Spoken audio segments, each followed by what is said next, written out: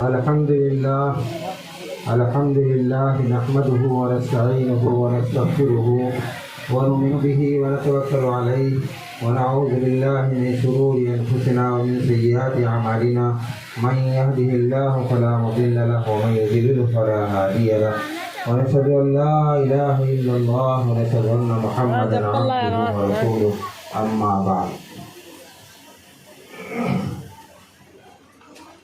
میرے محترم بزرگوں اور عزیز ساتھیوں اور میری ماں اور بہنوں اور میرے پیارے بچوں،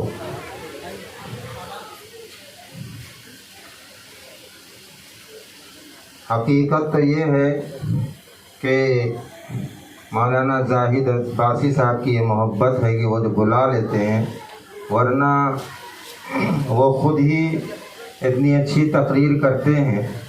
اور ایسا خطاب کرتے ہیں جو ماشاءاللہ بہت ہی جوشیلا بھی ہوتا ہے، بڑا جذباتی بھی ہوتا ہے، بڑا مؤثر ہوتا ہے.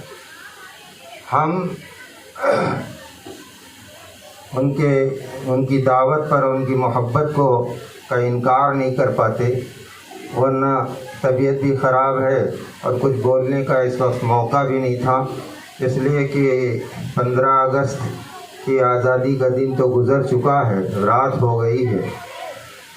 پھر بھی انشاءاللہ کچھ آپ کے سامنے کہنے کی جسارت کروں گا. میرے پیارے بچوں،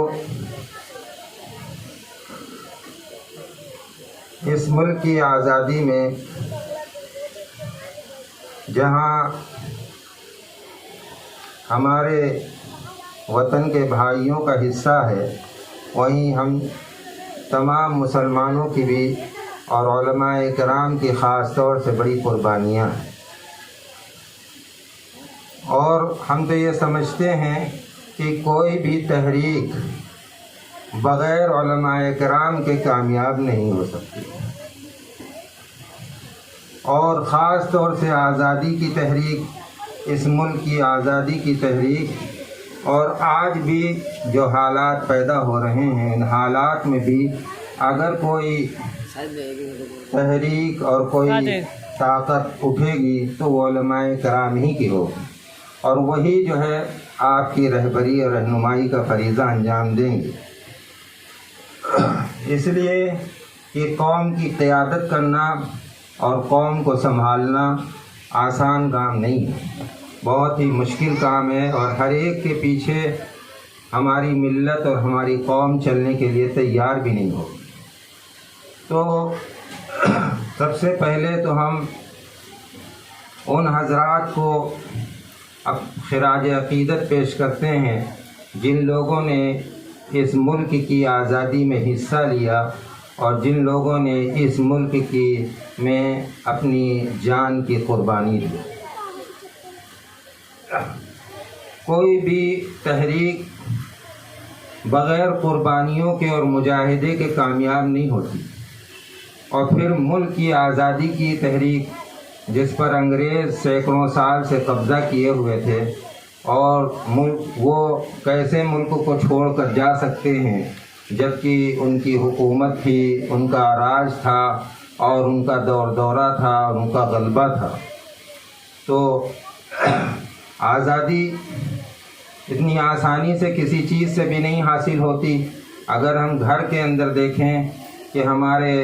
بیٹے ہم سے آزاد ہونا چاہتے ہیں، ہماری بہو ہم سے آزاد ہونا چاہتی ہے، تو اس کو بھی بڑی جدوجہد کرنی پڑتی ہے، تب جا کر کے وہ آزاد ہو پاتے ہیں.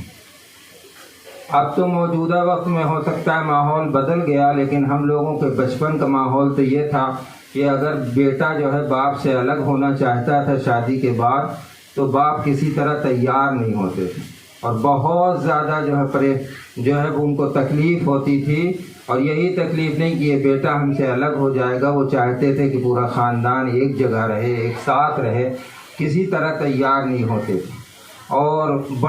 بہت جدوجہد کرنی پڑتی تھی، بڑی جو ہے دلیلیں پیش کرنی پڑتی تھی، اور بہت زیادہ جو ہے وہ کوشش کرنی پڑتی تھی، تب جا کر کے کوئی جو ہے آزاد ہو پاتا تھا. ورنہ ماں باپ یہی چاہتے تھے کہ ہماری اولادیں ہمارے ساتھ ہیں،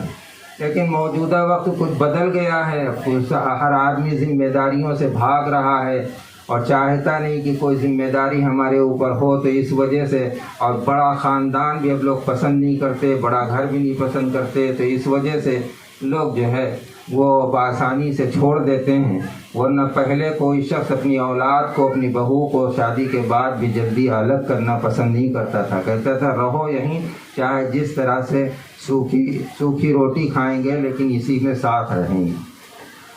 تو جب ایک معمولی سے گھر کے اندر کوئی شخص اپنی اولاد اگر آزاد ہونا چاہے تو آزادی کو کوئی پسند نہیں کرتا اور نہیں چاہتا، تو اس ملک پر جو شخص قابض ہو اور اس ملک کی دولت سے اور یہاں کی آسائش سے اور اس کے آرام سے فائدہ اٹھا رہا ہو اور ہر طرح سے وہ جو ہے عیش و آرام کر رہا ہو اور وہ باہر ملک سے آیا ہو اور یہاں پر حکومت کر رہا ہو، تو وہ کیسے چاہے گا کہ ہم اس ملک کو چھوڑ کر چلے جائیں اور اس ملک کو ان کے حوالے کر دیں؟ تو اس لیے آزادی جو ہے وہ پہلی کہتے ہیں کہ 1857 سے یہ تحریک شروع ہوئی، لیکن حقیقت میں لوگ بتاتے ہیں، علماء کرام بتاتے ہیں کہ سینکڑوں سال، اس سے 100 سال تقریباً پہلے سے یہ سور پھونک دیا گیا تھا اور آزادی کا بگل بجا دیا گیا تھا اور آزادی کی تحریک چلا دی گئی۔ وہ کس طریقے سے؟ کہتے ہیں کہ شاہ ولی اللہ صاحب محدث دہلوی رحمۃ اللہ علیہ نے اور پھر ان کے بیٹے شاہ عبدالعزیز صاحب نے سب سے پہلے اس کو دارالحرب قرار دیا تھا کہ یہ دارالحرب ہے اور یہاں انگریزوں سے جہاد کرنا واجب ہے، جہاد کرنا ضروری ہے۔ تو اس وجہ سے ہمارے مسلمان بھائی، ہمارے علماء کرام جو ہے